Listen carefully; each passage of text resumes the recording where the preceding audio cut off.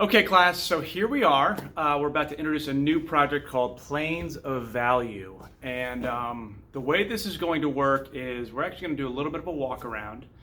And we're going to be inside, we're going to be outside. If you're home, feel free to walk around your room.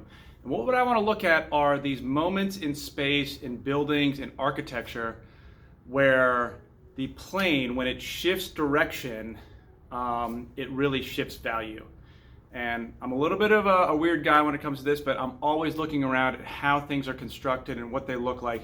So I'm standing here, not by accident, but when I look at moments like this piece of window framing, I'm seeing how, even though all of this stuff is painted white, it's the same exact color, the way the light hits it, it's one value here, shifts direction is another value there, shifts direction there, another value there. Maybe on the corner it's a little bit lighter because of the way the light hits a corner.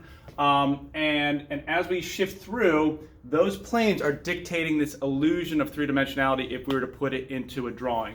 As we look towards the top, you can see that the shadow play, because the light source is above, is creating some of these nice little interesting angles, which can also inform the viewer.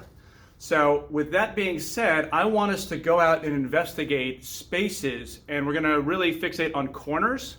And so as we think about composition, and we're going to document this with our cell phone cameras, as we think about composition, I want you to look at that corner, put it off center, and maybe the other corner towards the top or towards the bottom, because I really like this idea of compression of elements and then release to bigger spaces.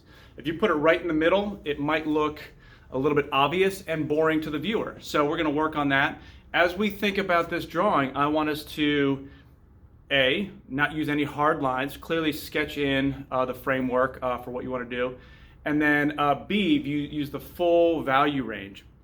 We're going to be using 18 by 24 sheets of paper, so you will have to consider how you use that whole space in terms of the idea of this composition of being compression and release. I'm going to show a couple examples right now for finished products and how they look, but I'm also going to show you a couple examples right here for things that I just noticed on my walk this morning for what could be potential examples.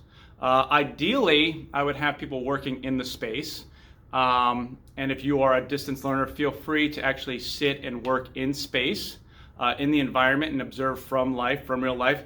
But because of the nature of being on campus and the oversight for the teacher, we will have to document using photography. So use your camera well, use it to really edit through, and I want you to take a bunch of pictures, and before you even put pencil to paper, whether it's a draft paper or a final paper, let's have a conversation about what you think is successful and how we might edit this down.